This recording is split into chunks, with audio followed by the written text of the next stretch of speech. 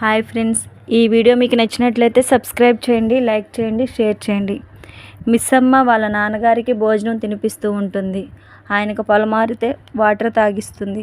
ఇంకా చాలు తల్లి అంటాడు మిస్సమ్మ వాళ్ళ ఫాదర్. ఏం తిన్నారని నాన్న చాలంటున్నారు, కొంచెం తినండి అంటూ వాళ్ళ నాన్నకి భోజనం పెడుతుంది. ఇదంతా చూస్తూ మంగళ కుళ్ళుకుంటుంది. అప్పుడు మిస్సమ్మ వాళ్ళ నాన్న కళ్ళ ముందు సరస్వతి మేడంని ఎక్కడెక్కడో వెతికావమ్మా, నాకెందుకో మీ అక్క మన మధ్యలోనే ఉందనిపిస్తుందమ్మా అంటాడు మిస్సమ్మతో. మంగళ ఆశ్చర్యంగా చూస్తుంది. 25 ఏళ్ల నిరీక్షణ తర్వాత మీ అక్క మన కళ్ళ ముందుకు రాబోతుంది. ఆ దేవుడు దుర్మార్గుడే అనుకున్నా కానీ మన మీద దయతలచాడమ్మా. అప్పుడు మంగళ మనసులో, ఇంకెక్కడ కూతురు, ఆ మనోహరి చంపి ఎప్పుడే బూడిద చేస్తే నువ్వు నీ కూతుర్ని వెతుక్కుంటూ పోతే నీకు దొరికేది బూడిద ఒక్కటే అనుకుంటుంది. రాథోడ్ మిస్సమ్మ వాళ్ళ దగ్గరికి ఆయాసపడుతూ వస్తాడు. మిస్సమ్మ అంటూ కంగారుగా అంటూ మిస్సమ్మ కంగారు పడుతూ, ఆయనకి ఏమైంది రాథోడ్ అడుగుతుంది. అప్పుడు రాథోడ్, సార్కేం కాలేదు మిస్సమ్మ, సరస్వతి మేడం గారు స్పృహలోకి వచ్చారు. మిస్సమ్మ వాళ్ళ నాన్న, నిజమా రాథోడ్? అవును సార్ అంటాడు రాథోడ్. మిస్సమ్మ వాళ్ళ నాన్న, నా కూతురు గురించి తెలుసుకుంటానమ్మా కంగారుగా లేవబోతాడు. మిస్సమ్మ, ఆగండి నాన్న ఆగండి. మిస్సమ్మ వాళ్ళ ఫాదర్, నన్ను ఆవిడ దగ్గరికి తీసుకెళ్ళమ్మా అని మిస్సమ్మని అడుగుతాడు. తీసుకెళ్తా నాన్న, కొంచెం ప్రశాంతంగా ఉండండి. మిస్సమ్మ మంగళాని వీల్చైర్ తీసుకురామంటుంది. మిస్సమ్మ వాళ్ళ నాన్న కంగారుగా సరస్వతి మేడం దగ్గరికి వెళ్ళబోతూ ఉంటాడు. మిస్సమ్మ, ఆగండి నాన్న, వీల్చైర్ రాగానే తీసుకువెళ్తాను, ఆగండి నాన్న అంటూ ఆపుతుంది. వీల్చైర్ తీసుకొచ్చి మిస్సమ్మ వాళ్ళ ఫాదర్ని సరస్వతి మేడం దగ్గరికి తీసుకువెళ్తారు. అప్పుడు మంగళ అనుకున్నట్టే అయ్యింది, మనోహరికి ఇయ్యాల మూడింది అని రూమ్లో నుంచి బయటికి వస్తుంది మంగళ.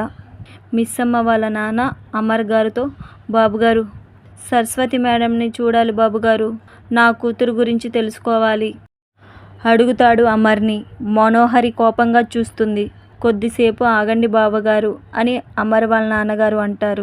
అప్పుడు మిస్సమ్మ వాళ్ళ నాన్నగారు, 25 సంవత్సరాల నుండి ఎదురు చూస్తున్నా బాబుగారు, ఆ తల్లి మొహం చూడలేకపోయాను, నా మొహం చూస్తుందో లేదో భయంగా ఉంది అని ఏడుస్తూ బాధపడతారు.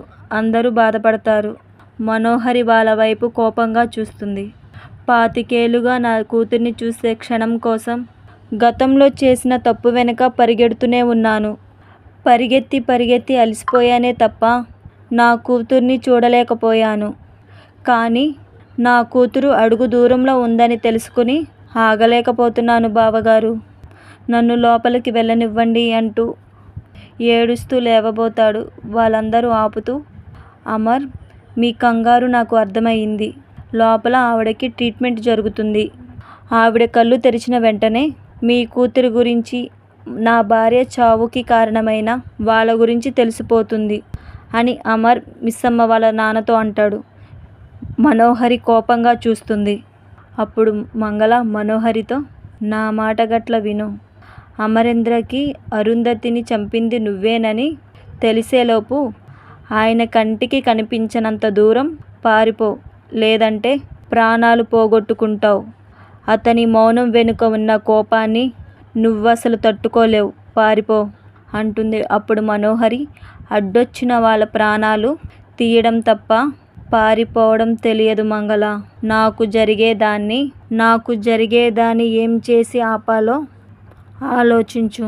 ఇంకోసారి పారిపో అనే మాట నీ నోట్లో నుంచి వస్తే నీ గొంతులో ప్రాణాలు గొంతులోనే పోతాయి మనోహరి మంగళతో అంటుంది.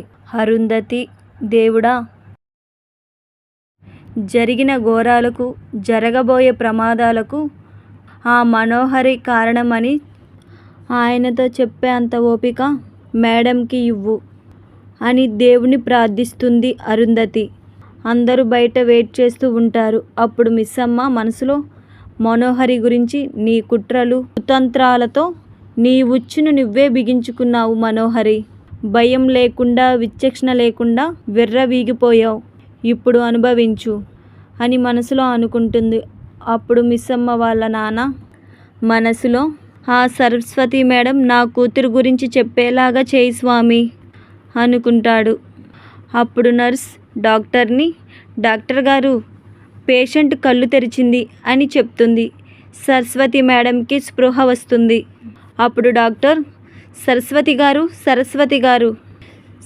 సరస్వతి మేడంకి మెలకువ రాగానే అమర్ ఫోన్ అంటుంది సరస్వతి మేడం. అప్పుడు డాక్టర్ ఫోన్ అవసరం లేదండి, ఆయన బయటే ఉన్నారు, మాట్లాడాలి అంటుంది సరస్వతి మేడం.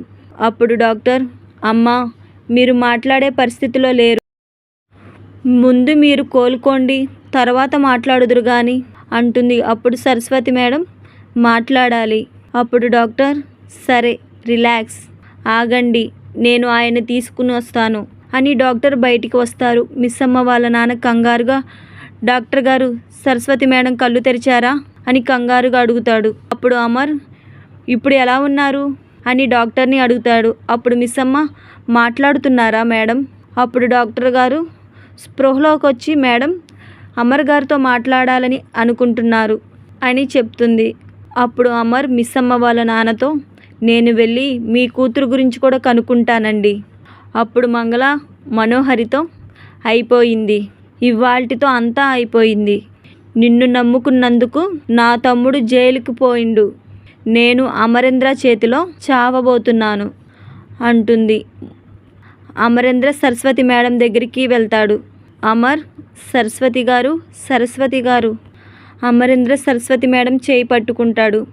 సరస్వతి మేడం అమరేంద్ర గారికి ఏదో చెప్పాలనుకుంటుంది. అప్పుడు డాక్టర్ ఆవిడ పరిస్థితి అస్సలు బాగోలేదు, హార్ట్ బీట్ కూడా చాలా వీక్గా ఉంది, ఇంకోసారి స్ట్రోక్ వచ్చినా తట్టుకునే పరిస్థితి ఆవిడలో లేదు, ఏం మాట్లాడాలనుకున్నా ఆవిడ ఇబ్బంది పడకుండా చూసుకోండి అని అమరేంద్ర గారితో డాక్టర్ చెప్తాడు. అమరేంద్ర సరే డాక్టర్ అంటాడు. సరస్వతి మేడం ఏదో చెప్పాలని చూస్తుంది కానీ చెప్పలేకపోతుంది. అప్పుడు అమర్ నిజం మీకు తెలుసని, ఆ నిజాన్ని నాకు చెప్పడానికి ప్రయత్నిస్తూ మీ ప్రాణాల మీదకు తెచ్చుకున్నారని నాకు తెలుసండి, దీనంతటికి కారణమైన వాళ్ళ పేరు మాత్రం చెప్పండి, వాళ్ళ సంగతి నేను చూసుకుంటా. అమర్ సరస్వతి మేడంతో అంటాడు. అరుంధతి ఓపిక తెచ్చుకుని మనో పేరు చెప్పండి మేడం ప్లీజ్ అంటుంది అరుంధతి. అప్పుడు సరస్వతి మేడం మనోహరి అని చెప్పబోతుంది. అమర్కి వినిపించడం లేదు వార్డెన్ గారు అంటాడు అమర్. ఇంకోసారి చెప్పండి. ఇదంతా మనోహరి ఒకవైపు గ్లాస్ డోర్ నుంచి చూస్తూ ఉంటుంది. అప్పుడు అమర్ మీరేమంటున్నారో నాకు అర్థం కావడం లేదు, ఇంకోసారి పేరు మాత్రం క్లియర్గా చెప్పడానికి ట్రై చేయండి ప్లీజ్. సడన్గా వార్డెన్ గారు గ్లాస్ డోర్ వైపు చూస్తారు. మనోహరి చేయి చూపిస్తూ చెప్పావంటే చంపేస్తానని సైగ చేస్తుంది. ఇదంతా అరుంధతి చూస్తుంది. మళ్ళీ సరస్వతి మేడం స్పృహను కోల్పోతుంది. అప్పుడు డాక్టర్ అమర్తో అదృష్టం బాగుండి స్ట్రోక్ రాకముందే కంట్రోల్ చేయగలిగాను సార్, ఇలాంటి పరిస్థితుల్లో ఆవిడంత స్ట్రెస్ తీసుకోవడం కరెక్ట్ కాదు సార్, ఒక 2 రోజులు పోతే కొంచెం సెట్ అవుతారు. అప్పుడు అరుంధతి 2 రోజులు కాదండి, మనోహరి 2 గంటలు కూడా ప్రాణాలతో ఉండనివ్వదు.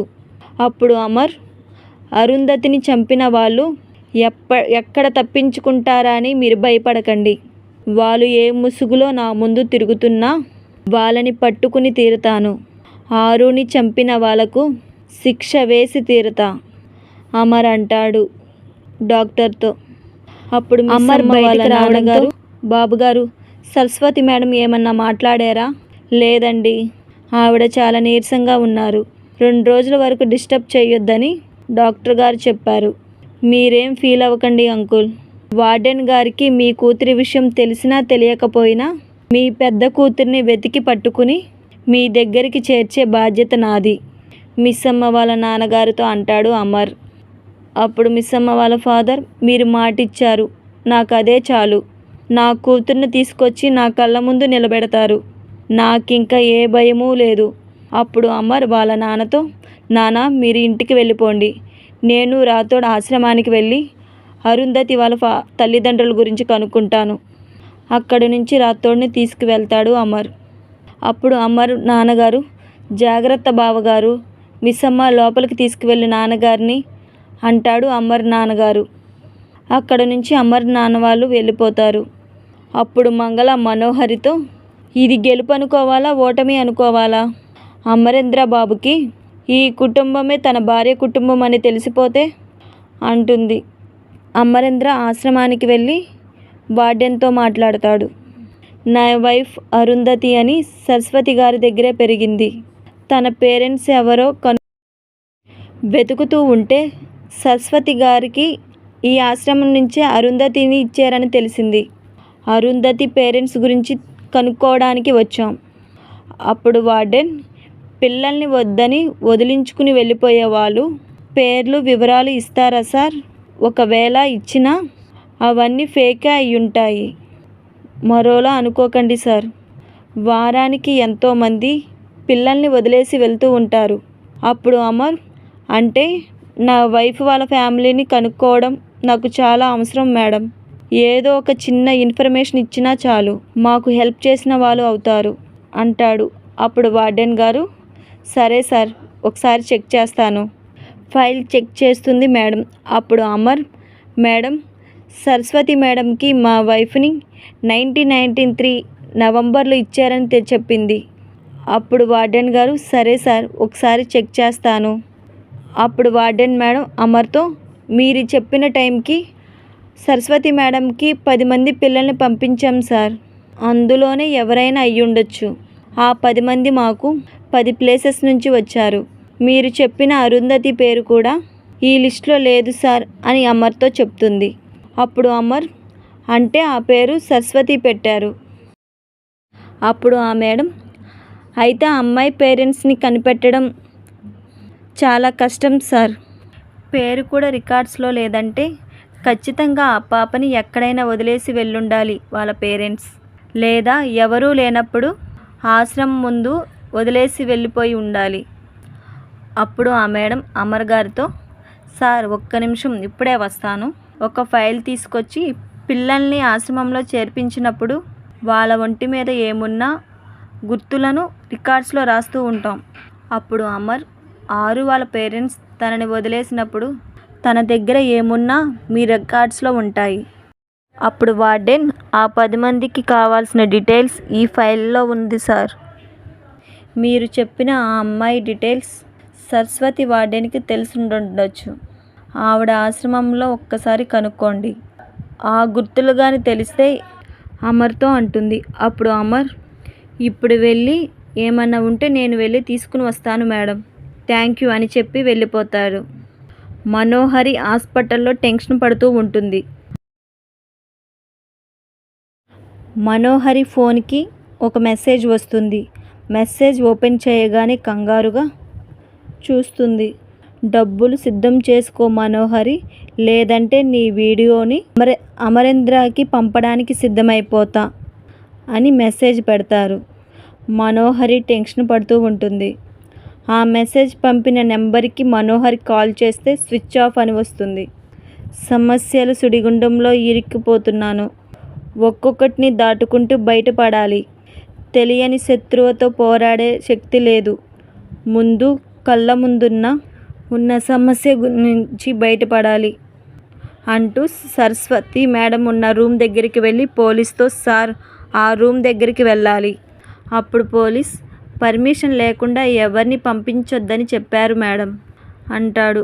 అప్పుడు మనోహరి, పొద్దునొచ్చినప్పుడు నా రింగ్ పడేసుకున్నాను సార్, కావాలంటే నేను అమర్తో ఫోన్ మాట్లాడిస్తాను అని ఫోన్ చేస్తూ ఉంటుంది.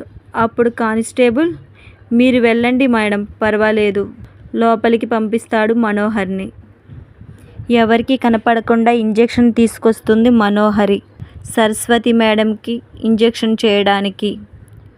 అప్పుడు అరుంధతి, మనోహరి, వద్దే, అమ్మా నాన్న కూడా వద్దనుకున్న మనల్ని అన్నం పెట్టి చదివించాలనుకున్న వార్డెన్ని చంపాలని వచ్చావా? అంత మంచి మనిషిని చంపకే. ఆవిడని కాపాడిన చాలామంది ఉసురుని నువ్వు నాశనం అయిపోతావు మను, వద్దు మను, ప్లీజ్ మను, ఇలాంటి పని చేయకు అని ప్రాధేయపడుతుంది.